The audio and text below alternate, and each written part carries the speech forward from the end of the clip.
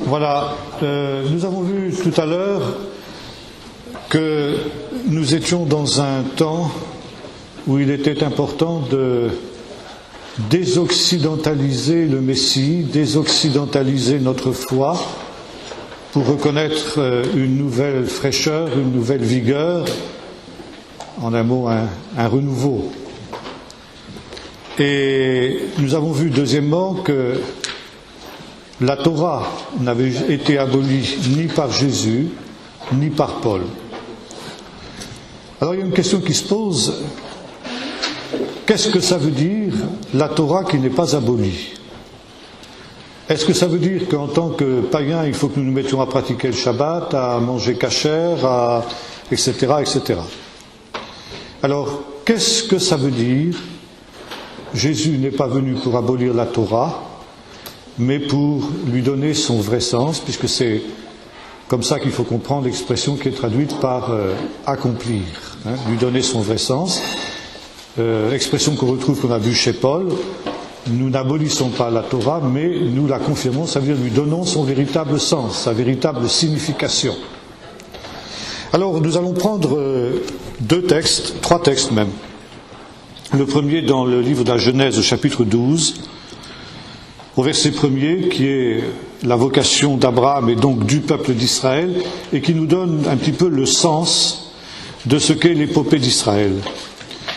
L'Éternel dit à Abraham, va-t'en de ton pays, de ta patrie, de la maison de ton père, vers le pays que je te montrerai. Je ferai de toi une grande nation, je te bénirai, je rendrai grand ton nom, tu deviendras une source de bénédiction, je bénirai ceux qui te béniront, je maudirai ceux qui te maudiront, toutes les nations de la terre seront bénies en toi. Et voilà ici le mot important, toutes les nations de la terre seront bénies en toi. Et là nous sommes dès le départ placés devant un paradoxe. D'une part, la vocation d'un peuple, donc une dimension exclusiviste, mais qui a pour but la bénédiction de toutes les familles de la terre, donc une visée universaliste. Alors, entre cet exclusivisme de la vocation d'un peuple et l'universalisme de la bénédiction de tous les peuples, comment justement concilier ces deux contraires? Et c'est justement le paradoxe de la vocation d'Israël que l'apôtre Paul appelle aussi le mystère d'Israël. Je ne veux pas, dit-il, que vous ignoriez ce mystère.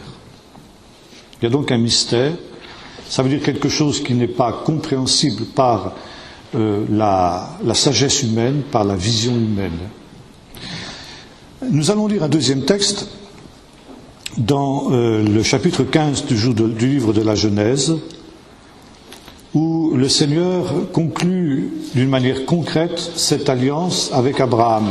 Ça veut dire ce contrat dont nous avons parlé tout à l'heure.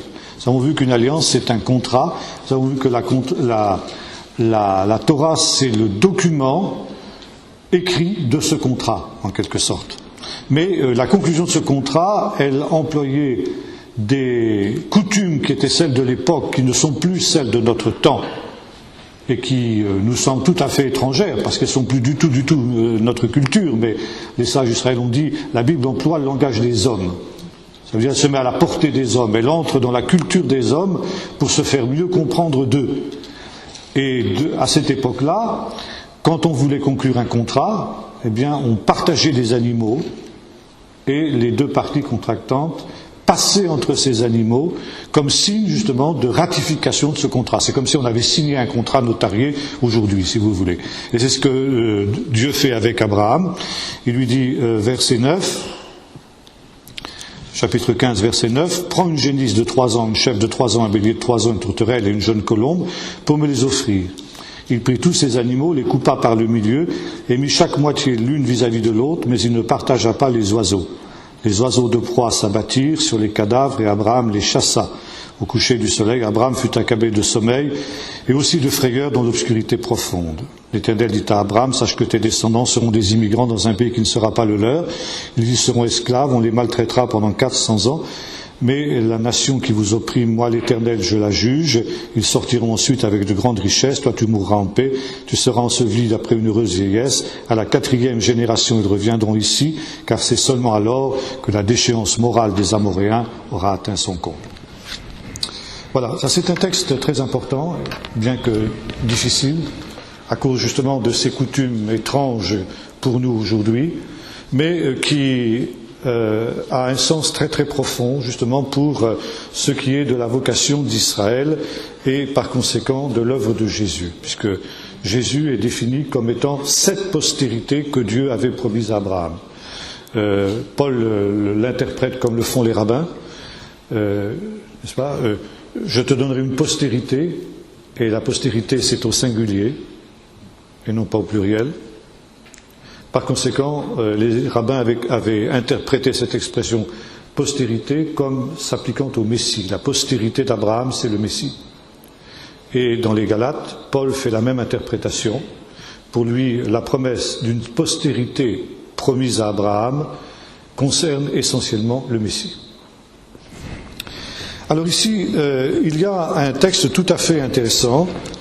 C'est donc ce contrat qui est conclu entre le Seigneur et Abraham, donc avec le peuple d'Israël, et une prophétie sur ce que sera l'avenir de ce peuple. Verset 13, « Sache que tes descendants seront captifs pendant 400 ans au milieu d'un peuple qui les opprimera. » Ça commence mal. L'oppression. Pourquoi ? Qu'est-ce que le peuple d'Israël a fait pour mériter ça ? Rien. Et donc on a du mal à comprendre pourquoi le peuple d'Israël va devoir descendre en Égypte et va devoir y être opprimé pendant une si longue durée, parce que 400 ans, 4 siècles, c'est considérable. Alors, la réponse nous est donnée par le Seigneur lui-même dans ce texte. Ce n'est qu'à la 4e génération, bon, je passe sur ici le problème de la génération et 400 ans, ce n'est qu'à la 4e génération que tes descendants reviendront dans ce pays-ci, et en hébreu ça se dit « Kilo shalem avonai mori adena », car l'iniquité des Amoréens n'a pas encore atteint son paroxysme, son comble. En hébreu, ça se dit shalem, plénitude. L'iniquité des Amoréens n'a pas atteint sa plénitude. J'ai souvent prêché sur ce texte parce qu'il me semble être une clé de la compréhension de la Bible. Dieu aime le pécheur. Il aime toute créature. Il y a parfois des gens qui s'offusquent à l'idée qu'Israël puisse être un peuple élu. Parce que quand on dit peuple élu, on a l'impression que les autres peuples sont exclus. Si Israël est élu, donc les autres sont exclus. Or, nous avons vu tout à l'heure, dans notre première lecture, dans le chapitre 12 de la Genèse, qu'il n'en est rien. Israël est élu, oui, comme les prémices, comme le premier-né de toutes les nations. Mais au travers de la vocation d'Israël, c'est toutes les nations qui sont appelées. Parce que justement, la vocation d'Israël doit être une bénédiction pour toutes les nations. Ça veut dire, Israël va être le canal par lequel la bénédiction de Dieu va se communiquer à toutes les nations. Et c'est pourquoi celui qui veut la bénédiction de Dieu doit obligatoirement s'approcher du peuple d'Israël. Or, Dieu est le Dieu d'Israël. Il n'est pas le Dieu des Français, il n'est pas le Dieu des Américains, il est le Dieu d'Israël. Ça, c'est incontournable. On ne peut pas éviter cette définition que Dieu se donne de lui-même. Et voilà, c'est par Israël que Dieu va vouloir bénir toutes les nations. Et Israël va être l'instrument de cette bénédiction. Et là, cette vocation n'est pas une vocation facile à assumer. C'est pourquoi, je fais une petite parenthèse, il y a beaucoup de païens aujourd'hui, de non-juifs, chrétiens non-juifs, qui ont envie d'être juifs, et qui pour ce faire fouillent dans leur généalogie pour se trouver un vague ancêtre juif, ou bien se trouver un nom qui a une vague consonance juive, et après ils se déclarent juifs. Eh bien, c'est pas facile d'être juif, comme l'ont dit les juifs eux-mêmes, et c'est pas quelque chose de facile à assumer que cette identité juive. Et le début de l'histoire d'Israël, telle qu'elle nous est prophétisée ici par Dieu à Abraham, nous le montre. Pour pouvoir être une bénédiction pour les nations, le peuple d'Israël est appelé à souffrir. Et on pourrait faire un parallèle extraordinaire entre le peuple d'Israël et Jésus dans ce domaine. Bien, ça je passe, ce serait une autre prédication. Mais le peuple d'Israël va souffrir. Il va souffrir parce que Dieu aime le pécheur. Et voilà la première question qui se pose. Pourquoi Israël, qui est appelé à posséder la terre de Canaan sur laquelle se tient Abraham au moment où il reçoit cette prophétie, pourquoi va-t-il devoir quitter cette terre pour descendre en Égypte, dans un peuple étranger? Pourquoi va-t-il devenir un peuple étranger? Première réponse, à cause de l'iniquité des Amoréens. Qu'est-ce que c'est que l'iniquité des Amoréens? L'iniquité des Amoréens, elle nous est dépeinte notamment dans le chapitre 18 du livre du Lévitique 18, verset 24 en particulier. Le chapitre 18 du livre du Lévitique nous dit ceci: quand vous allez entrer dans le pays promis, vous ne pratiquerez pas les abominations des Cananéens. Parce que vous êtes un peuple saint, à toi, l'Éternel ton Dieu ne te permet pas cette conduite. Et quand vous lisez ce chapitre 18, qu'est-ce que vous voyez? Il est question essentiellement d'immoralité sexuelle. Toutes les formes d'immoralité sexuelle sont dépeintes. L'inceste, l'adultère, la bestialité, l'homosexualité, enfin tout ce que vous pouvez imaginer. Vous ne ferez pas ce qui se pratique dans ce pays. Ça veut dire dans le pays de Canaan. Les Amoréens, qu'est-ce que c'est? C'est les Cananéens. C'est un terme synonyme, pratiquement. Amoréens, c'était le nom que les Égyptiens donnaient aux Cananéens. Ils appelaient ça le pays d'Amourou. Donc Amourou, Amoréen, vous voyez, c'est la même racine. Donc Amoréen, Cananéen, c'est deux termes qui sont semblables. Et quelle était la nature du péché des Cananéens, des Amoréens? L'immoralité sexuelle. Bon, ça on le sait, j'ai parlé des écrits d'Ougarit tout à l'heure, on en a de très nombreuses confirmations par l'archéologie. On sait que l'essentiel des cultes cananéens, donc amoréens, c'était des cultes de la fertilité. Le pays de Canaan dépendait pour sa prospérité du régime des pluies. Et le problème de la pluie, le problème du manque de pluie, plus exactement, est un problème récurrent en Israël jusqu'à nos jours. On vient de vivre plusieurs années de sécheresse qui sont dramatiques actuellement, même pour l'État d'Israël moderne. Alors, pour assurer les pluies qui étaient nécessaires à la fécondité du pays, on pratiquait des rites religieux pour rendre les dieux favorables et envoyer les pluies. Et quels étaient ces rites de la fécondité? C'était des accouplements dans les temples d'idoles. Il y avait dans les temples d'idoles cananéens des prostituées sacrées qui étaient des prêtres et des prêtresses des deux sexes.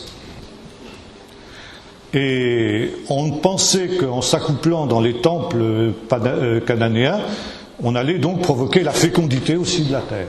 Voilà, c'était l'essentiel de la religion cananéenne telle qu'elle nous est décrite dans les écrits d'Ougarit. Bien. Ça, ce sont des horribles pratiques.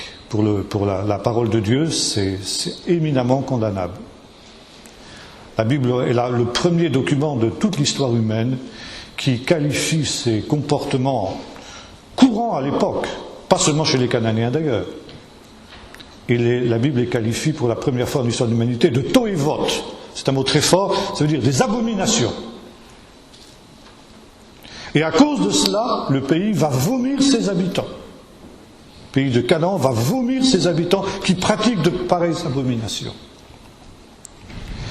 Et voilà, les patriarches, leurs descendants, sont des saints hommes de Dieu, mais c'est des hommes.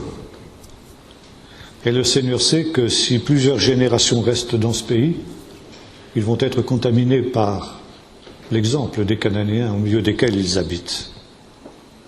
L'Égypte est un pays idolâtre, mais un pays un peu plus moral quand même que ces pays-là. On peut dire que l'Égypte est le phare de la civilisation de cette période.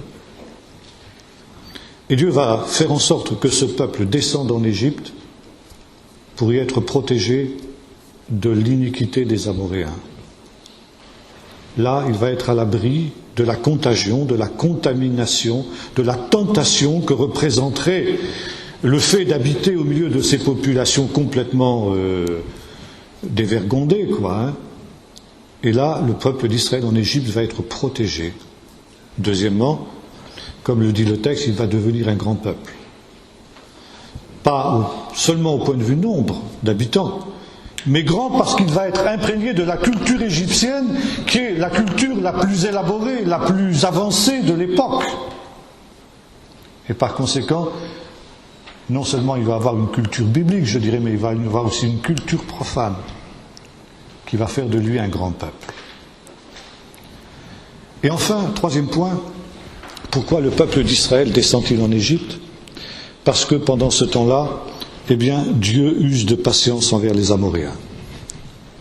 Dieu aime le pécheur, il ne veut pas que le pécheur périsse, mais il lui donne du temps pour l'amener à la repentance. Cette idée d'un Dieu qui patiente, d'un Dieu qui supporte le péché et l'iniquité, c'est une des clés de la compréhension de la Bible. Dieu aime tellement le pécheur qu'il lui donne beaucoup de temps pour qu'il se repente. Avant de juger, Dieu attend. Et le pécheur, justement, est quelqu'un qui se méprend totalement sur cette patience de Dieu. Il s'imagine que Dieu est faible, il s'imagine que Dieu ne fait ni bien ni mal. Vous trouvez ça dans le livre des psaumes. Et au lieu de se repentir, eh bien, au contraire, il va s'endurcir, il va aller de plus en plus loin dans le péché, jusqu'à ce que, finalement, la coupe déborde, et c'est l'expression shalem, remplie, jusqu'à ce que l'iniquité des Amoréens soit remplie. Il y a un moment où le péché est tellement abondant, tellement énorme, que c'est comme une coupe qui déborde. Et là, Dieu n'a d'autre solution que d'exercer ses jugements, et Dieu n'a d'autre solution que de châtier le pécheur. Vous avez ça à Sodome, par exemple. Dieu attend. Et voyez-vous, il envoie les anges pour qu'ils voient si les choses sont arrivées au point de non-retour. Vous allez me dire, mais Dieu ne connaît-il pas toutes choses d'avance? Il savait bien que l'iniquité des Sodomites était arrivée à ce stade-là. Mais notre texte veut nous montrer combien Dieu, en quelque sorte, prend des précautions avant d'exercer ses jugements. Il veut être sûr. Il veut être sûr qu'il n'y a plus un seul juste. Il veut être sûr qu'il n'y a plus de l'ombre d'une possibilité que la majorité se repente. S'il y avait eu 10 justes à Sodome, Sodome n'aurait pas été détruite. Ça nous montre justement cette extraordinaire miséricorde et cette extraordinaire patience de Dieu. Dans l'Apocalypse, il est question d'une certaine Jézabel dont Dieu dit « Je lui ai donné du temps pour qu'elle se repente ». Voilà. Dieu donne du temps aux pécheurs. Et ces abominables pécheurs que sont les Amoréens dont nous avons parlé tout à l'heure, Dieu va leur donner un temps de grâce de 400 ans, temps pendant lequel ils auront l'occasion de se repentir. Et pendant le temps où les Amoréens vont avoir ce temps de grâce, eh bien le peuple d'Israël va souffrir injustement à cause de la miséricorde et de la patience de Dieu pour les pécheurs. Alors ça peut vous choquer, mais c'est profondément biblique. Le juste souffre à cause de la patience de Dieu vis-à-vis du méchant. Ça, c'est le thème, un des thèmes essentiels du livre des psaumes en particulier. Et souvent, le psalmiste, le juste du livre des psaumes, ne comprend pas la raison de son malheur. Et il interroge le Seigneur, il dit, mais Seigneur, mais pourquoi les méchants réussissent? Pourquoi tu n'interviens pas contre les méchants? Surtout que ces méchants, ils m'oppriment moi. Pourquoi est-ce que tu ne me délivres pas alors que je crie à toi jour et nuit? Pourquoi est-ce que tu me laisses la proie des mains des méchants sans me délivrer, sans venir à mon secours? Et la réponse est là. Dieu n'intervient pas contre le méchant, quitte à ce que le juste soit opprimé par le méchant, parce que Dieu donne du temps au méchant pour qu'il se repente. Alors peut-être, je mets ça comme une possibilité, je n'en fais pas un dogme, et peut-être est-ce dans ce sens-là qu'il faut comprendre cette parole étonnante de Paul, quand il dit « J'achève dans mon corps les souffrances qui manquent à Jésus-Christ ». Paul souffrait injustement, parce qu'il prêchait l'Évangile. Il était envoyé par Dieu pour, par ce moyen, sauver les pécheurs. Et souvent, son message était incompris, il était persécuté, il était battu, il était mis en prison. Enfin, vous connaissez tout ça. Et en quelque sorte, il souffrait injustement, lui le juste, à cause de l'amour que Dieu avait pour les pécheurs, pour donner aux pécheurs une occasion de se repentir, une occasion d'être sauvés. Et là, vous avez la vocation d'Israël. La vocation d'Israël, elle est là. Israël doit souffrir injustement à cause de l'amour que Dieu a pour les nations, afin que les nations soient sauvées. Et maintenant, nous allons prendre un autre texte, si vous le voulez. Nous avons déjà lu tout à l'heure un peu. Dans l'Épître aux Romains. Nous lisons chapitre 11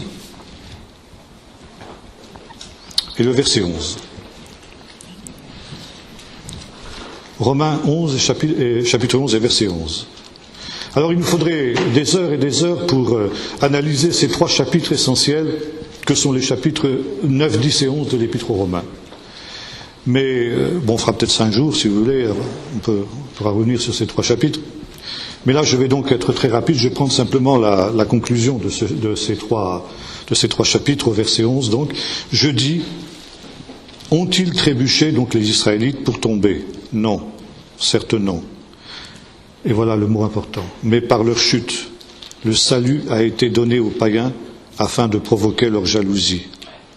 Or, si leur chute a été la richesse du monde et leur défaite la richesse des païens, combien plus en sera-t-il ainsi de leur complet relèvement? Je vous le dis à vous, païens, en tant qu'apôtre des païens, moi je glorifie mon ministère, afin s'il est possible de provoquer la jalousie parmi ceux de ma race et d'en sauver quelques-uns. Car si leur mise à l'écart a été la réconciliation du monde, que sera leur réintégration sinon une vie d'entre les morts? On a lu tout à l'heure ce texte, et maintenant nous passons au verset 25. Car je ne veux pas, frères, que vous ignoriez ce mystère, afin que vous ne vous regardiez pas comme sages. Il y a un endurcissement partiel d'Israël jusqu'à ce que le pléroma des païens soit entré. Alors on traduit ça par la totalité, la plénitude, etc. En fait, c'est le même mot que dans le texte de Genèse 15 que nous avons lu tout à l'heure. Jusqu'à ce que les Amoréens aient atteint leur plénitude. Voilà comment on peut traduire. Jusqu'à ce que la plénitude des païens soit entrée dans Romains. C'est le même mot, c'est la même pensée. Et là, Paul a en filigrane dans son esprit, bien évidemment, ce texte de Romains 15 que nous avons, de Genèse 15 que nous avons rapidement commenté il y a un instant. Qu'est-ce que veut dire l'apôtre Paul ici? Là, on est au cœur du mystère d'Israël.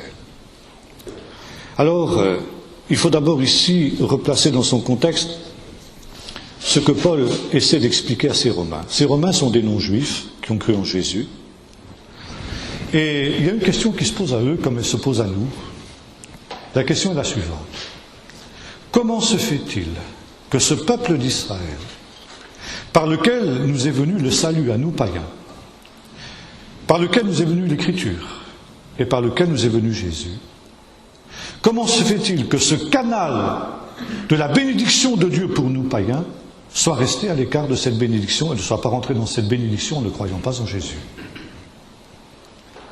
Là, nous sommes au cœur d'un paradoxe. Le peuple par lequel nous, païens, nous avons cru en Jésus, lui ne croit pas en Jésus. Alors Paul explique-nous ça parce que nous Romains, on ne comprend plus là. Alors Paul dit, ben voilà, justement, le peuple d'Israël, pendant des siècles, avant la venue de Jésus, jusqu'à la venue de Jésus, a été le seul peuple qui a connu le Seigneur. Le seul peuple qui a eu la Torah, le seul peuple qui a eu l'espérance de la venue du Messie, qui a attendu le Messie. Il y a cette période que le monde chrétien fête juste avant Noël, qu'on appelle la période de l'Avent. Et vous connaissez tous ce chant qu'on entend encore dans les prises uniques à la période de Noël.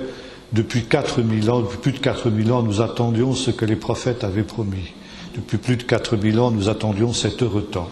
Mais non, c'est pas vrai, excusez-moi. Les païens n'ont jamais attendu pendant 4000 ans la venue du Messie. Les seuls qui l'ont fait, c'était les Juifs. Parce que, comme dira l'apôtre Paul dans l'Épître aux Éphésiens, jusque-là, les païens étaient sans Dieu, athéoi, et sans espérance. Sans aucune espérance. Étrangers à la grâce de Dieu, étrangers aux alliances, éloignés de toutes ces choses. Sans foi, sans espérance.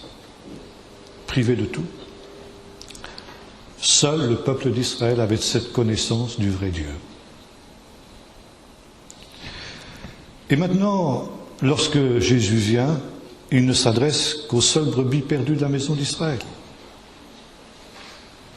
Il n'y a pas d'annonce aux païens. Et lorsque même cette femme cananéenne demande à Jésus de guérir sa fille, vous savez qu'il faudra qu'il se fasse prier pour qu'il accepte de guérir cette fille. Alors, les païens n'ont aucune espérance. Pendant les 10 premières années qui suivent la Pentecôte, l'Évangile n'est prêché qu'aux seuls Juifs. Et pendant 10 ans, l'Église n'a été composée que de Juifs. Ce n'est que après justement l'épisode de Corneille que nous évoquions tout à l'heure, que l'Église s'est ouverte aux païens. Et là, forcément, quelque chose de nouveau est venu, quelque chose de nouveau est né. Et bien sûr, c'est quelque chose qui n'a pas été facile. Bon, ça je reviendrai dans un instant. Mais il y a un texte très intéressant que nous allons lire maintenant dans le livre des Actes, au chapitre 3.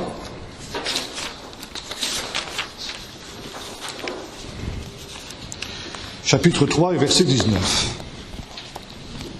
Bon, l'épisode est bien connu. Pierre et Jean montent au temple à l'heure de la prière, et il y a ce malheureux paralytique qui est assis à l'entrée du temple, et qui va être guéri miraculeusement par Pierre et Jean. Vous connaissez la fameuse phrase de Pierre, je n'ai ni argent ni or, mais ce que je te donne au nom de Jésus de Nazareth, lève-toi et marche. Stupéfaction de la foule, qui s'assemble, qui s'attroupe, parce que ce paralytique est bien connu, tout le monde avait l'habitude de le voir là-bas demander l'aumône. Et Pierre en profite pour prêcher l'Évangile. Et voilà la conclusion du discours de Pierre, verset 19.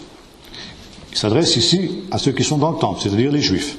« Repentez-vous donc et convertissez-vous afin que vos péchés soient effacés, afin que des temps de rafraîchissement viennent de la part du Seigneur, et qu'il envoie celui qui vous a destiné, le Messie Jésus.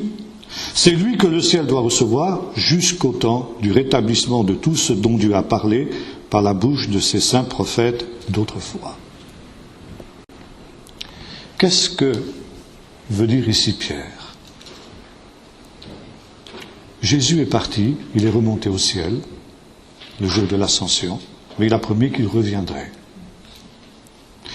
Et bien entendu, le plus vite sera le mieux.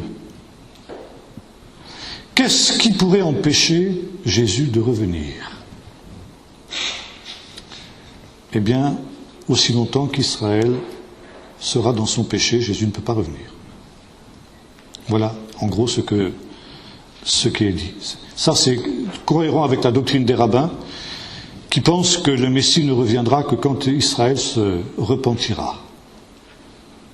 Vous avez ça chez Jean-Baptiste aussi, repentez-vous, car le royaume des cieux est proche, etc. Par conséquent, dit Pierre, voilà, vous avez les preuves ici évidentes que Jésus le Messie, ce paralytique guéri, le montre. Donc, qu'est-ce que vous attendez pour vous repentir? Pour que vos péchés soient effacés, afin que les temps de rafraîchissement viennent, c'est ce qu'on appelle en hébreu tikkun olam, ça veut dire le temps messianique, et qu'il envoie du ciel Jésus, le Messie. Que Jésus revienne.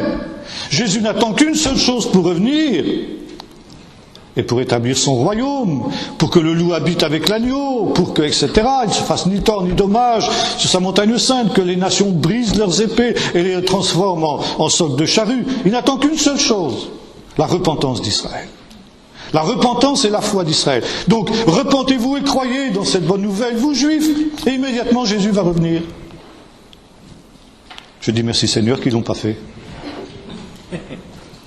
Parce qu'autrement, ni vous ni moi, nous ne serions là aujourd'hui. Vous comprenez? Est-ce que vous commencez à comprendre ce mystère d'Israël? Pourquoi, justement, comme le dit l'apôtre Paul au chapitre 10 de ce même épître aux Romains, Dieu a volontairement endurci Israël? Ça, c'est tout le thème du chapitre 10. L'endurcissement d'Israël vis-à-vis de Jésus entre mystérieusement dans le plan de Dieu, et c'est ça le mystère d'Israël. Pourquoi ce peuple par lequel nous est arrivé, nous païens, l'Évangile, pourquoi est-il aujourd'hui encore loin de son Messie? Parce que Dieu l'a voulu comme ça. C'est Dieu qui a fait ça. Et pourquoi Dieu l'a fait? Parce qu'il aime les nations. Parce qu'il aime les non-juifs. Et Dieu a voulu leur donner un temps de grâce pour qu'ils se repentent. Comme il a voulu donner un temps de grâce aux Amoréens, 400 ans aux Amoréens, pour qu'ils aient le temps de se repentir. Et pendant tout ce temps de grâce qui a été donné aux nations, qui dure depuis 2000 ans maintenant, Dieu a envoyé des prédicateurs, ses apôtres, jusqu'aux extrémités de la terre, pour qu'ils annoncent l'évangile à toute créature. C'est ça le temps des nations, et c'est ça le temps de grâce que Dieu a donné aux nations. Et pour que les nations puissent avoir ce temps de grâce, il était indispensable qu'Israël soit en dehors de son héritage. Car si j'allais dire par malheur pour nous païens en tout cas, si par malheur pour nous, Israël s'était repenti, Jésus serait revenu immédiatement, et beaucoup d'entre nous ne serions pas là aujourd'hui. Donc il fallait qu'il en soit ainsi. Une partie d'Israël est tombée dans l'endurcissement jusqu'à ce que la totalité des élus des païens soit rentrée dans la grâce de Dieu. Voilà ce que nous dit l'apôtre Paul. Jusqu'à la plénitude des nations, la plénitude des élus. Jusqu'à ce que tous ceux que Dieu a connus d'avance pour être sauvés, justement, puissent entrer dans ce salut. Et ce n'est qu'à ce moment-là, et à ce moment-là seulement, que tout Israël croira et que tout Israël sera sauvé. Et quand tout Israël croira, qu'est-ce qui se passera? Jésus reviendra immédiatement. Alors, il y a maintenant un autre point. C'est que pendant tout ce temps, Israël donc est dans l'endurcissement. Israël, comme le dira le même apôtre Paul dans la 2e aux Corinthiens, a un voile sur les yeux et il en subit les conséquences. Et quelles étaient les conséquences? Nous l'avons lu tout à l'heure quand nous avons parlé du code de l'Alliance. Si vous n'écoutez pas ces paroles, si vous n'écoutez pas le prophète que Dieu vous suscitera, on a lu ça tout à l'heure dans le livre du Deutéronome au chapitre 18, qu'est-ce qui se passera? Vous serez exilés jusqu'aux extrémités de la terre. Vous souffrirez parmi les nations, vous serez opprimés parmi les nations, de la même manière que la première génération du peuple d'Israël a été 400 ans en esclavage en Égypte et a été opprimée par les Égyptiens. De la même manière, il y aura un nouvel exil où le peuple d'Israël, dans l'endurcissement, souffrira au sein des nations. Et ces souffrances d'Israël, eh bien, elles sont dues tout simplement à la miséricorde de Dieu pour les nations. Dieu endurcit volontairement le cœur de son peuple avec toutes les conséquences qui en découlent pour son peuple, par amour pour les nations. Pour leur donner l'occasion de se repentir, pour leur donner l'occasion d'entrer dans le salut, pour qu'au dernier jour, quand tout Israël sera sauvé, il y ait des élus d'entre toutes les nations qui le soient avec Israël. C'est ça le plan de Dieu, et ça correspond à la vocation qui a été donnée à Abraham. Tu es béni, tu es mis à part pour être une source de bénédiction, de telle sorte que toutes les nations de la terre seront bénies en toi. Et quand Paul dit ça, il dit justement, vous, païens, faites très attention vis-à-vis du peuple d'Israël. Faites très attention quant à votre attitude vis-à-vis du peuple d'Israël. Parce que vous auriez tendance à être orgueilleux par rapport au peuple d'Israël. En disant, nous avons cru et ils n'ont pas cru. Voyez-vous, moi je suis émerveillé de voir l'extraordinaire préscience de Paul. Paul avait prévu exactement tout ce qui se passe aujourd'hui, tout ce qui s'est passé pendant les 2000 ans d'histoire de l'Église et que Jules Isaac appelait les 2000 ans d'enseignement du mépris. C'est ça que Paul avait dit. Attention, ne sois pas hautain vis-à-vis du peuple d'Israël, n'aie pas du mépris vis-à-vis du peuple d'Israël. Eh bien, patatras, on a fait ce qu'il ne fallait pas faire. Exactement ce qu'il ne fallait pas faire. Exactement ce que Paul avait dit de ne pas faire. On l'a fait. Et voilà, le résultat, ça a été qu'Israël a souffert. Et Paul dit, mais pourquoi ne pas avoir, justement, pourquoi ne dois-tu pas avoir, toi, païen, cette attitude de mépris vis-à-vis du peuple d'Israël? Parce que si Israël est endurci, c'est pour toi, c'est pour ton bien. Et c'est Augustin d'Hippone qui employait cette expression, pas exactement pour ça, mais enfin on peut le ramener à ça, il appelait Felix culpa, bienheureuse faute. Et plutôt que d'en vouloir au peuple d'Israël de ne pas croire en Jésus, tu devrais plutôt te réjouir de ce qu'Israël n'ait pas cru en Jésus. Car la non-foi d'Israël, l'incrédulité d'Israël vis-à-vis de Jésus était la condition même de ton salut à toi, païen. Tu devrais bénir Dieu d'avoir endurci Israël pour que tu puisses avoir part à son héritage. Sinon tu n'aurais pas pu y avoir part. Et là, nous sommes au cœur du mystère d'Israël, au cœur de ce paradoxe. Ce paradoxe que Paul exprime aussi dans un autre verset, toujours dans ce même texte, qui nous dit ceci. Voyons ça, je ne sais pas si je vais le retrouver ici. Voilà, verset 28. En ce qui concerne l'Évangile, ils sont ennemis à cause de vous. Mais en ce qui concerne l'élection, ils sont aimés à cause de leur Père. Alors voilà, nous sommes au cœur de ce paradoxe. Par rapport à toi, croyant païen, le peuple d'Israël est dans une situation tout à fait ambiguë. Il est ennemi, ça veut dire il est dans une situation d'opposition à Dieu à cause de toi, pour ton bien.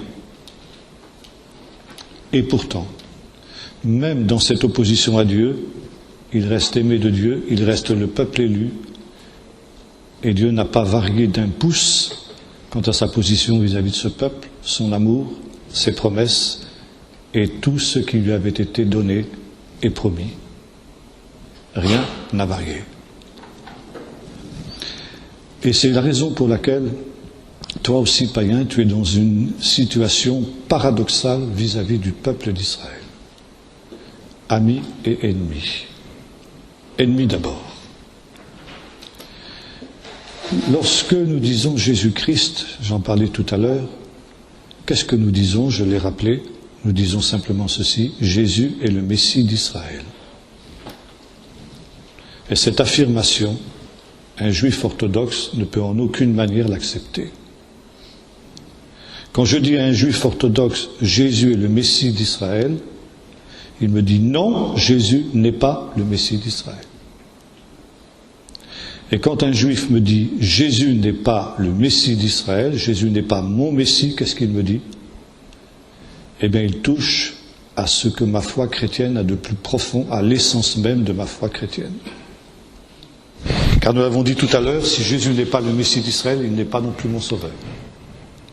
Si Jésus n'est pas le Messie d'Israël, il n'est rien. Et s'il n'est rien, moi aussi, païen, je ne suis rien. Parce que sans Jésus, je suis encore dans mes péchés. Sans Jésus, je suis étranger aux alliances. Sans Jésus, je suis sans espérance, sans Dieu, sans rien dans le monde. Je me retrouve dans la situation où étaient les païens avant la venue de Jésus, dont nous avons parlé tout à l'heure. Seul le peuple d'Israël à part au bienfait de Dieu. Et moi, j'en suis totalement privé, si Jésus n'est pas le Messie. Et c'est pourquoi, quand un juif me dit « Jésus n'est pas le Messie », j'ai une réaction spontanée d'agressivité. Parce que je me sens agressé dans ce que ma foi chrétienne a de plus profond. Et j'ai tendance naturellement à traiter le juif en ennemi. Est-ce que vous comprenez ça?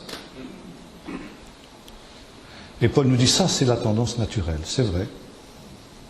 Toi, païen, tu aurais tendance à ça. Mais n'oublie pas une chose, c'est que malgré cette opposition à Dieu, parce que ce n'est pas simplement une opposition à toi qu'il a, le juif, quand il dit ça, c'est une opposition à Dieu, il reste aimé à cause de ses pères. Et qu'en ce qui concerne l'alliance, la vocation, rien n'est changé. Dieu aime ce juif quand bien même il nie la réalité du Messie.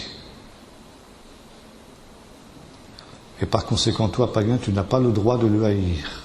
Tu n'as pas le droit de laisser libre cours à ce sentiment d'agressivité qui naîtrait en toi naturellement quand le juif te dit « Jésus n'est pas le Messie ».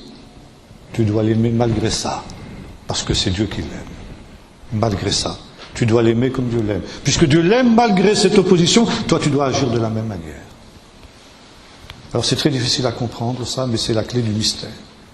C'est toute la clé de cette ambiguïté que nous trouvons justement ici dans ce texte. Maintenant, je vais essayer d'aller un peu plus vite. Paul continue de dire ceci. Si leur chute a été la richesse du monde et leur défaite la richesse des païens, combien plus en sera-t-il de leur complet relèvement? Là, évidemment, c'est assez facile à comprendre. Si un tel faux pas a eu des conséquences tellement bénéfiques pour les nations, parce que cet endurcissement d'Israël, nous dit l'apôtre Paul, il est partiel, il est limité dans l'espace, parce que c'est une partie seulement d'Israël qui est tombée dans l'endurcissement. La plus grande partie, d'accord, mais une partie quand même. Parce qu'il y a des juifs qui ont cru. De tout temps, il y a des juifs qui ont cru. À l'époque, Paul dit, bien au moins moi, il ne faut quand même pas oublier que moi, Paul, je suis juif. Hein? Il y aurait quand bien même que moi, ça suffirait pour dire que tout Israël n'est pas tombé dans l'endurcissement. Puis deuxièmement, c'est limité dans le temps. Parce qu'il y a un temps fixé.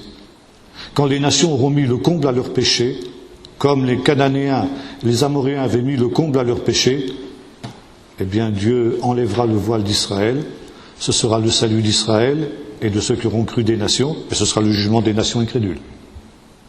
Malheur alors aux nations incrédules, aux païens incrédules qui se seront endurcis et qui n'auront pas accepté la grâce de Dieu pendant ces 2000 ans. Il en sera comme de Sodome, Dieu est patient, Dieu attend longtemps pour juger, et quand le jugement de Dieu tombe, ça tombe, et ça fait mal.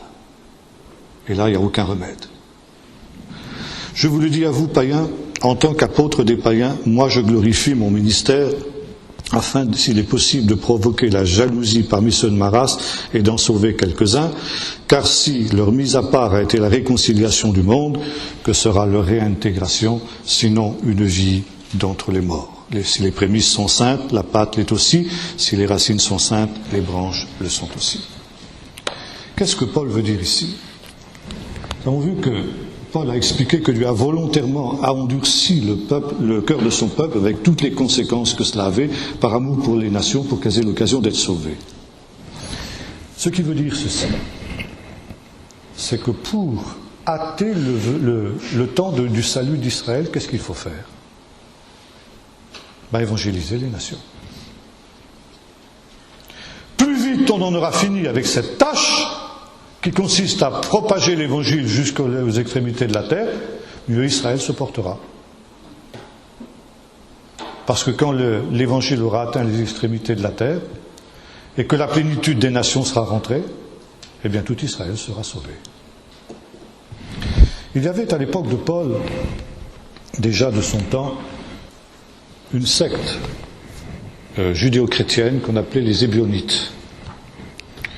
Les Ébionites étaient des judéo-chrétiens, mais qui ne croyaient pas que Jésus était fils de Dieu. Ils croyaient que Jésus était le fils de Joseph. Un petit peu comme les témoins de Jéhovah actuels, si vous préférez. Et ces gens-là étaient en même temps très judaïsants, et ils étaient très anti-pauliniens. Pour eux, Paul était un traître qui avait abandonné son peuple pour se tourner vers les nations.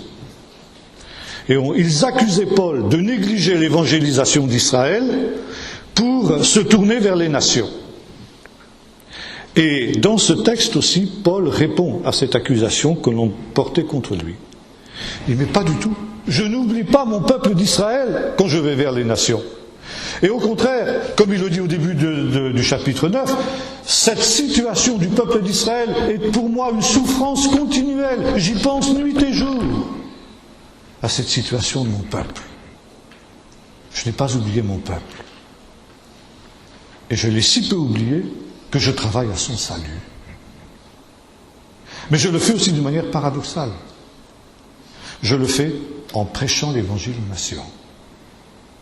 En prêchant l'évangile aux nations, je hâte le salut d'Israël, car plus vite les nations seront atteintes par le salut, et plus vite le peuple d'Israël pourra se tourner vers Jésus. Donc achevons la tâche d'évangéliser les nations, et Israël se tournera vers Jésus. Maintenant, Paul dit ceci, et en même temps j'excite leur jalousie. Qu'est-ce qu'il veut dire par là? Quelque chose de très intéressant. Il dit, voilà, une des missions d'Israël, nous l'avons lu tout à l'heure dans la Genèse, mais on pourrait dire ça aussi dans de nombreux passages de la deuxième partie du livre d'Ésaïe, à partir du chapitre 40, n'est-ce pas?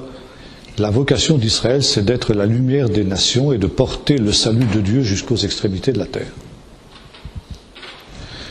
Et voilà, dit Paul, moi, le juif que je suis, en évangélisant les nations, qu'est-ce que je fais?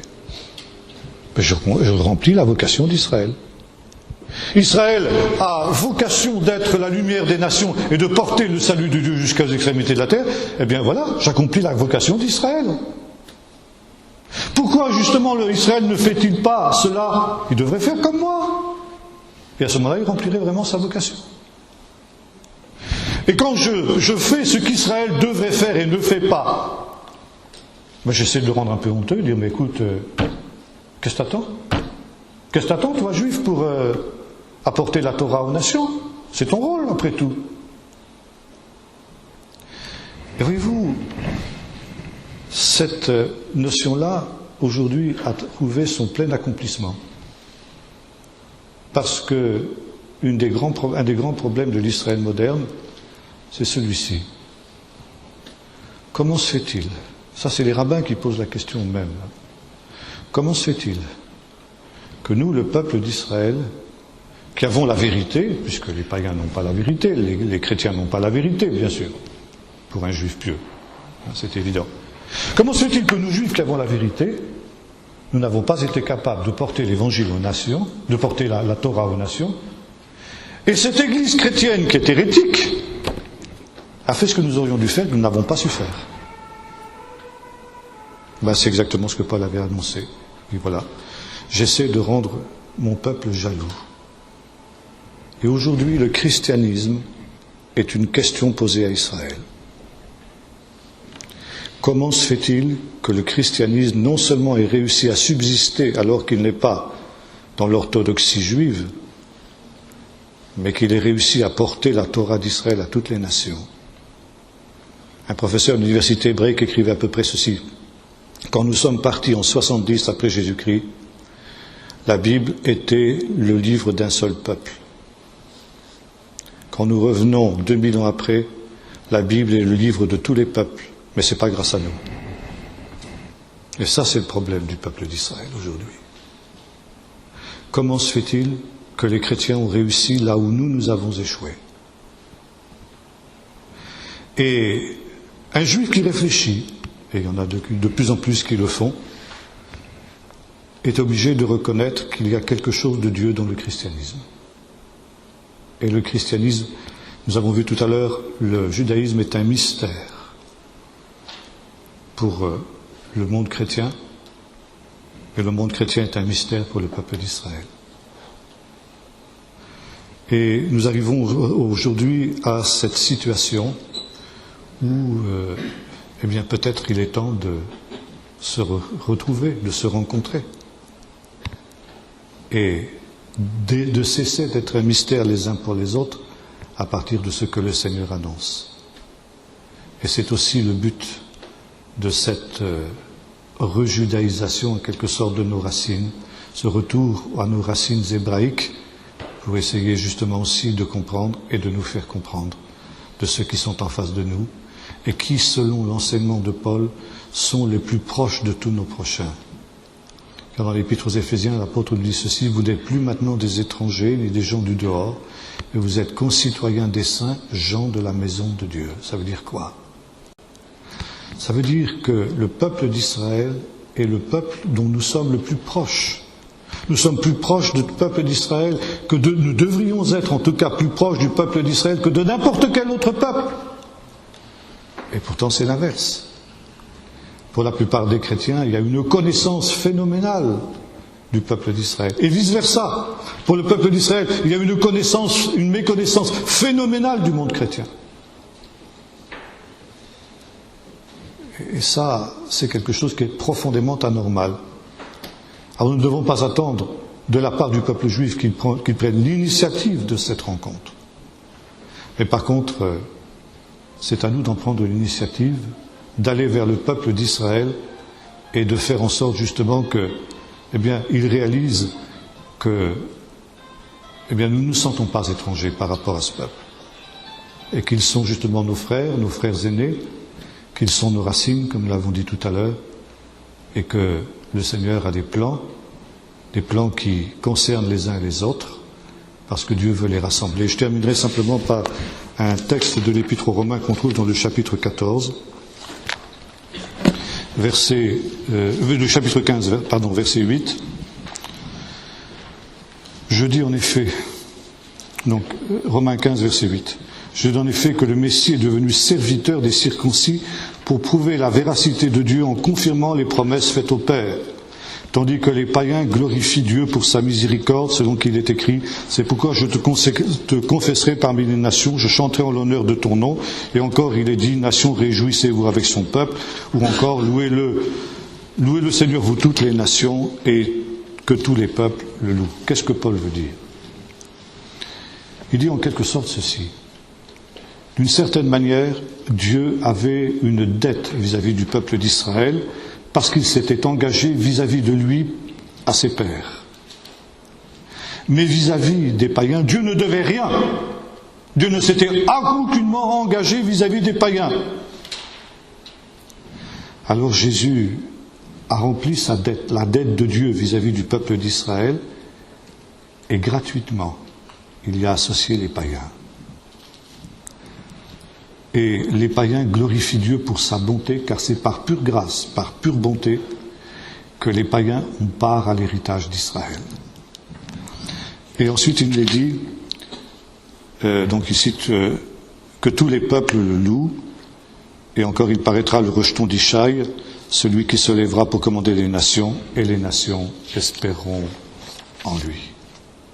Louer les nations avec son peuple, ça veut dire que dans le plan de Dieu, dans la gloire éternelle telle qu'elle est dépeinte, notamment dans le 7e chapitre du livre de l'Apocalypse, les nations sont associées au peuple d'Israël, comme avait annoncé le prophète Sophonie. Les nations seront Bétor Israël, on dit en hébreu, ça veut dire au sein d'Israël. On retrouve la traduction tout à l'heure de cette idée de greffer au milieu d'Israël, au sein d'Israël, de telle sorte que les païens pourront être juifs. Ça veut dire louer le Seigneur. Le juif, ça veut dire celui qui loue. Yehudi, c'est celui qui loue. Louez-le, nation avec son peuple. On peut traduire soyez juifs, nation avec son peuple.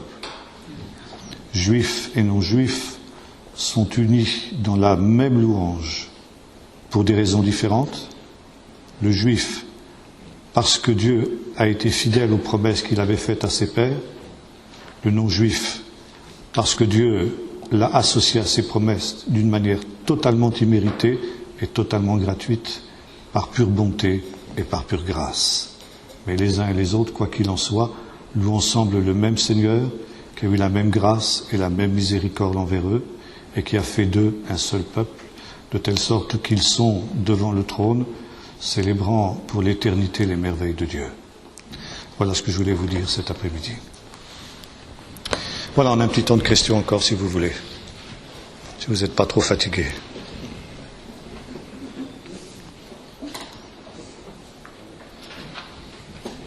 On en est où de l'évangélisation de la terre? Je crois que c'est pas mal avancé. On en est où de l'évangélisation de la terre? Je crois qu'on en est pas mal annoncé. Il y a un petit signe très intéressant. C'est mon fils qui est en Israël actuellement pour quelques mois. Et il me téléphonait tout à l'heure me disant qu'il y a des Papous qui sont venus de Nouvelle-Guinée. Il est avec un groupe de Papous là, au beau milieu du désert du Negev. Et ces Papous sont venus pour célébrer en quelque sorte la prochaine venue du Messie. Et ils ont l'intention de faire en costume national un grand défilé dans Jérusalem pour rappeler aux Juifs que le Messie vient, qu'ils aiment Israël, qu'il y a des nations qui aiment Israël jusqu'aux extrémités de la terre. Les Papous, c'est pas tout près. Je crois que là, on est vraiment aux extrémités de la terre et je pense que c'est vraiment un signe très très important, très très intéressant. Ouais. Pasteur, lorsque vous nous avez dit, c'est pas facile Non. à assimiler, ni d'un côté ni de l'autre. Ouais. Mais il y a une chose, oui, l'évangile est bien parvenu aux extrémités de la terre.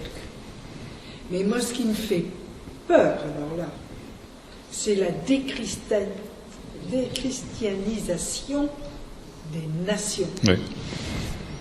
Alors on s'en sort plus. Alors justement, là, le mot pléroma, oui, ce qui me fait peur, dit la sœur, c'est la déchristianisation des nations. Alors elle dit, on s'en sort plus.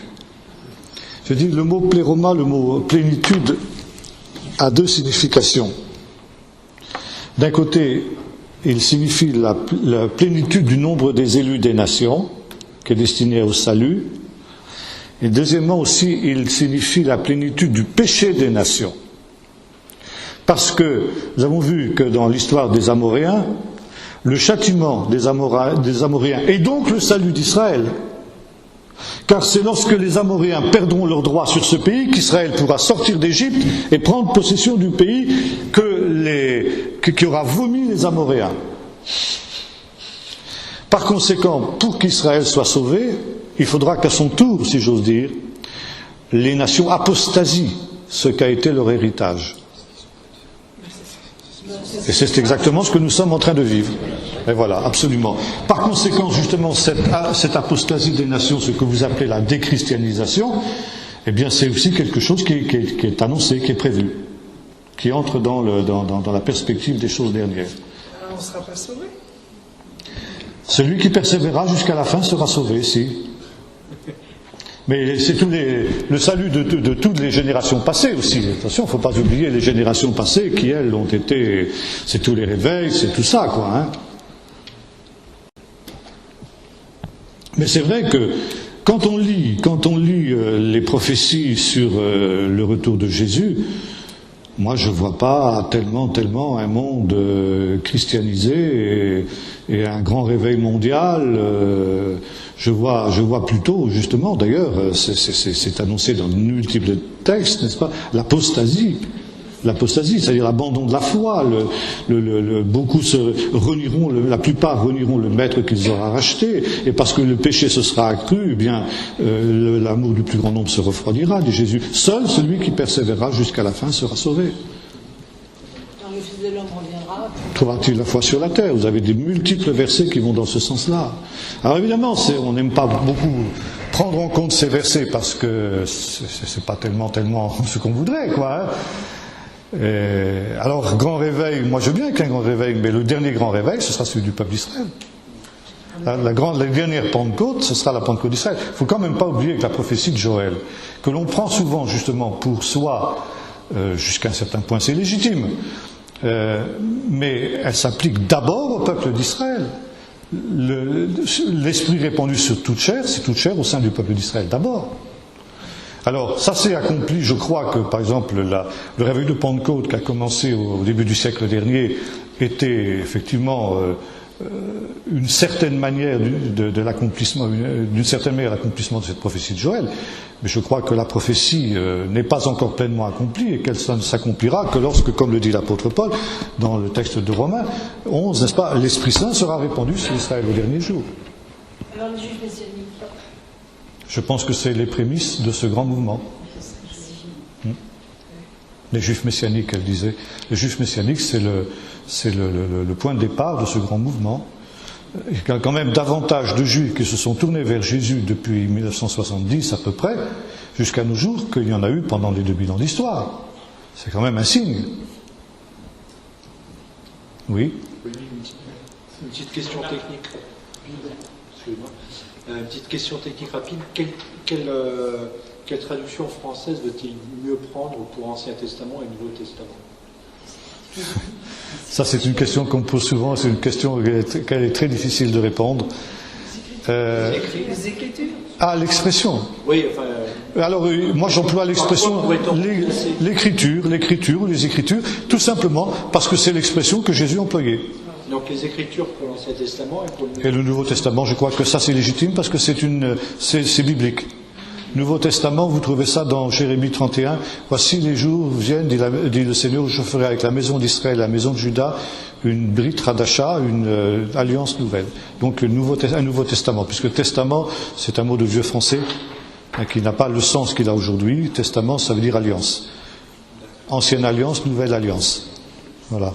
Alors l'expression Nouveau Testament, à condition de l'expliquer, parce qu'encore aujourd'hui, Testament c'est plutôt donc quelque chose qu'on lègue après sa mort, quoi, hein, alors que c'est pas du tout le sens. Testament, c'est dans le sens du vieux français, alliance. Les Écritures, oui. Oui. Est-ce que une remarque par rapport à l'image que vous avez prise dans la première partie des fleurs coupées, ça m'a fait penser à une réunion où j'étais à Paris il y a plusieurs années. Et les orateurs étaient un couple pastoral israélien, donc des juifs messianiques. Oui. Et l'épouse, elle avait pris cette image justement, elle disait que l'Église, si je me souviens bien, l'Église était comme des roses ou comme des fleurs qui à un moment donné se sont coupées de la racine et ont été mises dans un vase. Et elle nous disait, aujourd'hui, il n'y a plus d'eau dans le vase. Ah oui, tout à fait. Dieu ne met plus d'eau dans le vase. Oui. Il en a mis un peu pendant. Oui. Il met plus d'eau dans le vase. Et la survie de l'Église, c'est de sortir du vase et de se recueillir. Voilà, absolument. Tout à fait. Je suis tout à fait d'accord. Ah ouais, ça c'était l'image est tout à fait pertinente. Oui. Oui. Allez-y, oui. Non, quelqu'un avait posé une question avant? Vous? Non? Allez-y alors.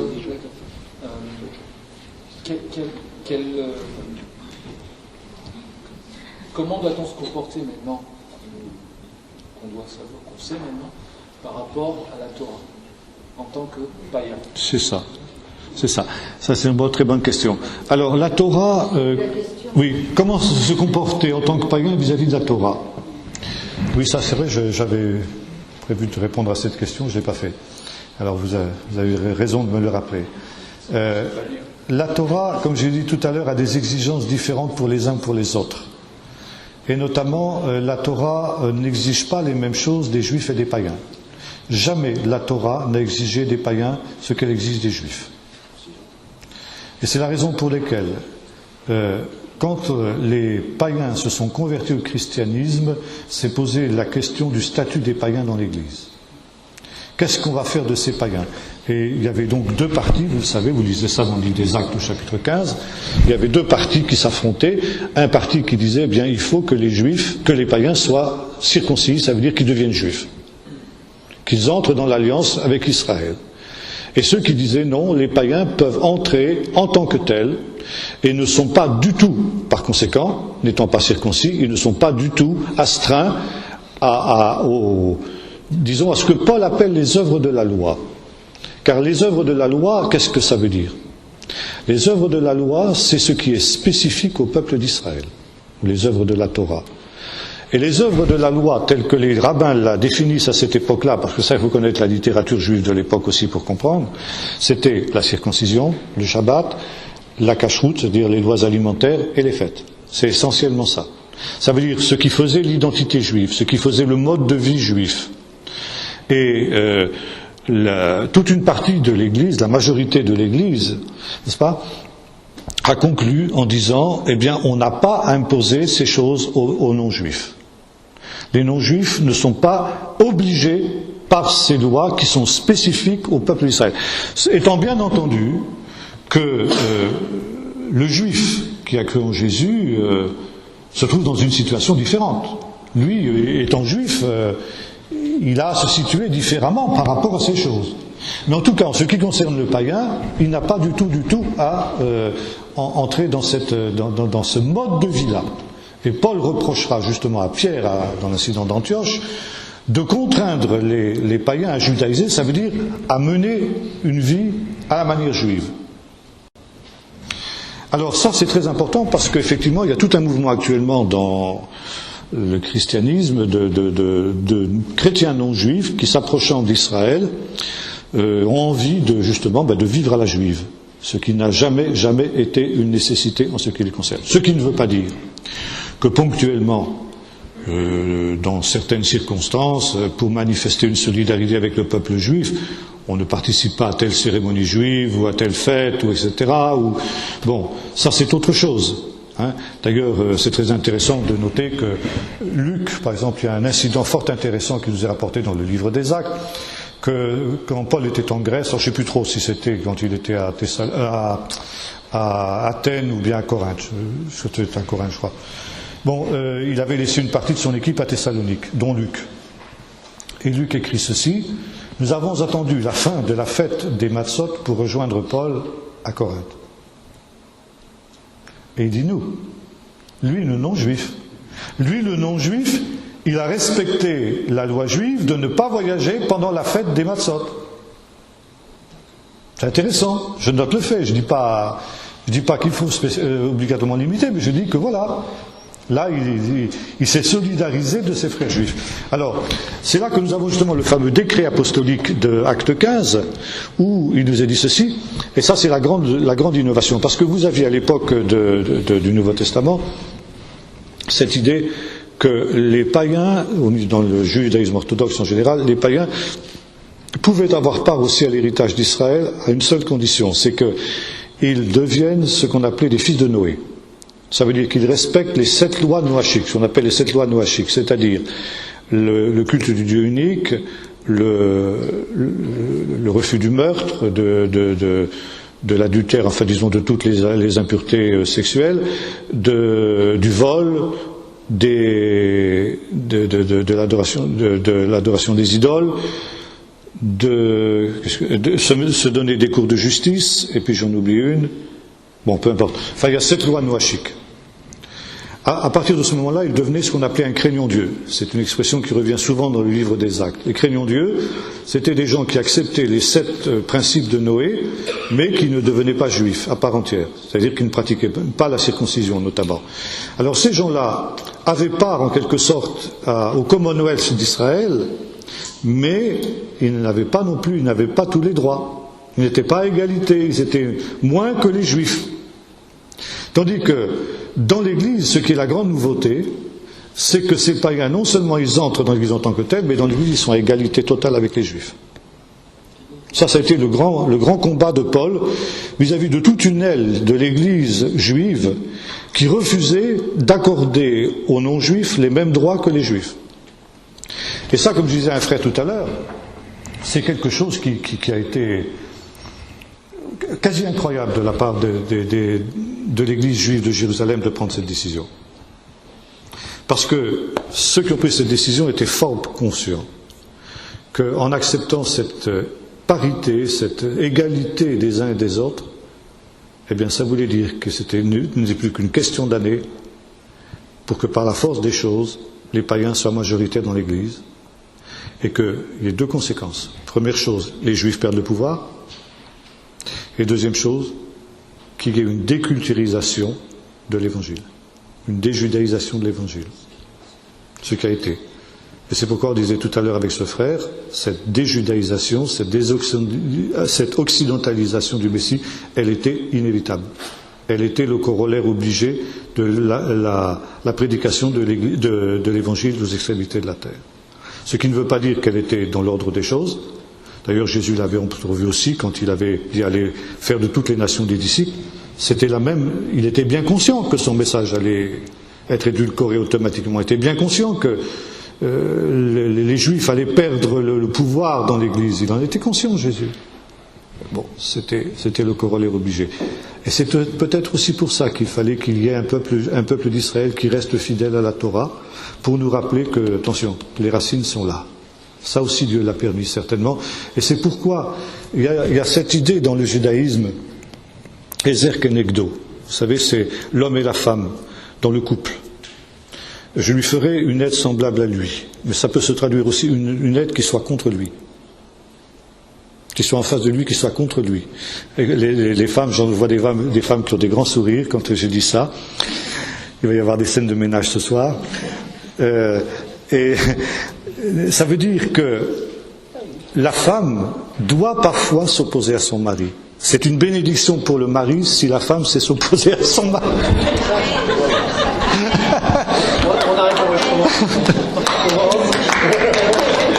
Parce qu'on a besoin d'un vis-à-vis qui soit comme moi, mais de temps en temps qui me dit attention là tu t'égares. Oui, mais Paul a dit aussi, femmes, soyez soumises à vos maris. Oui, c'est vrai. C'est vrai. Sacha Guitry a dit, mais, je suis contre les femmes, tout contre. Mais les rabbins ont fait l'assimilation, ils ont dit voilà, finalement, je crois qu'on peut faire cette assimilation en disant, eh bien, le christianisme a besoin de quelqu'un qui le conteste. Vous voyez ? Et je crois que le Seigneur a laissé subsister aussi le peuple d'Israël dans son refus, dans sa contestation, pour aussi nous rappeler, attention, vous pouvez dériver dans un christiano-paganisme, d'un pagano-christianisme, comme vous voudrez. Vous pouvez dériver, par exemple, il y a une dérive là, qui m'afflige énormément, qu'on voit dans les chants qu'on chante dans la plupart des églises évangéliques, il n'y en a que pour Jésus. Le Père est complètement escamoté. Eh bien ça choque. Un juif viendrait dans nos églises, il serait profondément choqué. Et il aurait confirmation de ce qu'on enseigne toujours dans les synagogues, à savoir que Jésus est le Dieu des chrétiens. Jésus n'est pas le Dieu des chrétiens, c'est Dieu, c'est le Père. Jésus est Seigneur, n'est-ce pas ? Il est le Fils de Dieu, mais il n'est pas... Il est Dieu, ça c'est évident, il n'y a aucun doute à cela, mais le Père est plus grand que lui, il le dit, hein. C'est clair. Bon, voilà, c'est un genre de dérive que le judaïsme nous rappellerait. Attention, là vous êtes en train de dériver. Vous avez des choses comme ça. Bon, attention par rapport à la Torah, tout ce qu'on a dit tout à l'heure. Vous voyez, nous avons besoin de cette contestation. Et eux aussi ont besoin de notre contestation. C'est réciproque. Comme le mari a besoin de la contestation de sa femme, et la femme, et je reçois notre frère, a besoin de la contestation de son mari.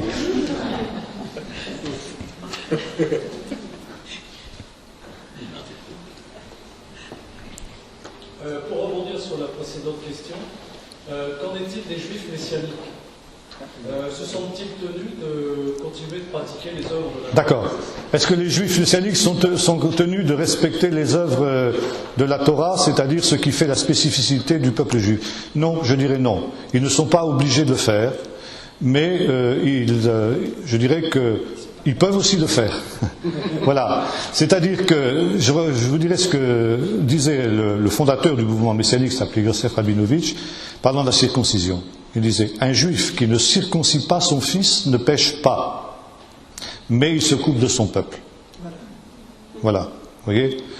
Et là, un des grands reproches que le judaïsme fait à l'évangélisation des juifs par les chrétiens, c'est justement d'arracher des juifs à leur peuple, en faisant d'eux des goyim, des non-juifs. Et si vous voulez, par rapport à ces œuvres-là, quand on lit ce que l'apôtre Paul nous dit dans Romains 13, 14, 15 et 16, donc la fin de l'épître aux Romains, qu'est-ce que nous voyons? Qu'il y a liberté. Il y a liberté pour les uns comme pour les autres, par rapport à ces choses-là. Un juif, je dirais que à l'époque de Paul, la question ne se posait pratiquement pas pour un juif messianique. Un juif messianique respectait la Torah. Bon, je dirais que... Alors Paul montre que ça aussi, il y a une relativisation, et que Paul respectait lui-même la Torah, autant que faire se peut, mais que lorsque ça posait des obstacles dans la communion fraternelle avec les non-juifs, il s'affranchissait de ces choses-là. Ça veut dire qu'il y a une relativisation. Et je pense que ça c'est la base aujourd'hui. Par exemple, je vais vous citer un cas. On a des amis juifs dans notre région, pratiquants, qui mangent kasher et tout. Ils nous avaient invités plusieurs fois. Bon, on est allé manger chez eux kasher, bien évidemment. Et puis on a voulu leur rendre l'invitation. Et on leur a dit, écoutez, on est bien ennuyés, on aimerait vous inviter, mais on n'a pas de nourriture kasher à vous offrir, parce que dans notre région, il n'y a pratiquement pas de juifs, et eux, ils font venir leur nourriture kasher de Lyon, nous, il n'est pas question de faire ça. Bon. Ils ont dit, écoutez, ça fait rien, on sera heureux de venir avec vous, on mangera votre nourriture, même si elle n'est pas kasher, parce que ce ne sera pas du cochon, parce que pour nous, la communion avec vous est plus importante que la cacheroute. Mais ça, c'est exactement ce que Paul aurait dit. C'est exactement ce que Paul aurait dit. C'est une hiérarchie des lois, voyez-vous? Et il y a des lois qui sont plus importantes que d'autres. Il y a des moments où on est obligé de violer certaines lois parce que c'est des lois qui sont en contradiction les unes avec les autres. Alors on prend la plus importante et on viole la moins importante. C'est comme ça dans la pratique des Juifs jusqu'à aujourd'hui. Et ça, vous retrouvez ça chez Paul, vous retrouvez ça chez Jésus, vous retrouvez ça dans les discussions qu'il a avec les pharisiens et tout ça, quoi. Hein. Et l'amour, la communion fraternelle avec les non-juifs est plus importante que le respect des lois. C'était la règle de Paul. Mais quand il pouvait faire autrement, il gardait les lois juives. Bon, c'était normal, parce que tous les juifs à cette époque-là le faisaient. Aujourd'hui, la majorité des juifs ne respectent plus ces lois. Donc, à la limite, un juif messianique, je sais pas moi, il voyage un jour de Shabbat, il va pas se couper de son peuple plus qu'un juif qui fait ça, quoi, vous comprenez, le problème se pose un peu différemment. Alors chacun doit voir dans son âme et conscience, et chacun a une entière liberté. Mais ce que Paul interdit, c'est qu'on l'impose aux non-juifs, ou qu'on le prêche aux non-juifs comme une nécessité. À la limite, si vous avez envie, par exemple, il y a des chrétiens qui m'ont posé la question à Bordeaux la semaine dernière, dit, nous, comment dirais-je, solidarité avec le peuple d'Israël, et puis quand même, parce que Shabbat, c'est quand même plus biblique que le dimanche, etc., ce qui est vrai. Qu'est-ce que vous pensez si on allume 2 bougies le jour du Shabbat? Je dis, c'est votre liberté. C'est votre liberté. Vous ne péchez pas. À condition que vous ne l'imposiez pas aux autres, vous ne le prêchez pas. Ben, dit, oui, c'est ça, on fait ça en privé. Ben, faites-le. Faites-le en toute tranquillité d'esprit. C'est important ce que vous venez de dire sur les hiérarchies, parce que je n'avais jamais compris cette parole de Jésus, où vous filtrez le moucheron et vous avalez je ne sais pas quoi. Attendez, oui, alors je réponds à votre question, puis je répondrai à celle du frère tout de suite. Oui, là il y a une hiérarchie, oui, elle dit que c'est très important, et elle parle du moucheron filtré là, dans l'évangile. Alors, il y a une hiérarchie des commandements. Par exemple, vous avez un autre exemple dans l'évangile lui-même. Jésus dit ceci. Bon, que se passe-t-il, par exemple, si un enfant naît le vendredi? Logiquement, il doit être circoncis 8 jours après. Or, 8 jours après, ça va tomber le samedi. Et le samedi, on n'a pas le droit de faire de travail. Donc, d'un côté comme de l'autre, on est coincé. Si on circoncis l'enfant, on viole le commandement sur le Shabbat.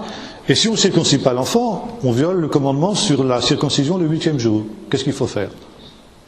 Alors, on a légiféré, les rabbins ont légiféré, disant le commandement de la circoncision est plus important que le commandement du Shabbat. Donc, si un enfant naît le vendredi, on viole le Shabbat pour le circoncire. Parce qu'il y a une hiérarchie des commandements. Bon, que se passe-t-il si quelqu'un tombe malade le jour du Shabbat? Eh bien, on a le droit les docteurs ont le droit de travailler le jour du Shabbat, parce que sauver une vie, c'est plus important que de respecter le Shabbat. Vous avez une hiérarchie des commandements. Vous comprenez? D'ailleurs, Jésus dit ça aussi, qui de vous, si même un animal, si un animal tombe et est en danger de mort, vous allez le retirer. Vous violez le Shabbat pour ça. Vous comprenez? Alors, voilà, ça, il y a la hiérarchie des commandements. Et finalement, c'est la clé, ça j'en parlerai peut-être plus tard, c'est la clé du sermon sur la montagne. Parce que le sermon sur la montagne, qu'est-ce que c'est? C'est le commentaire que Jésus fait de la Torah. Et il dit, voilà, il y a une clé à partir de laquelle on doit appliquer les commandements. Tous les commandements doivent être appliqués à partir de cette clé-là. Et c'est la règle d'or.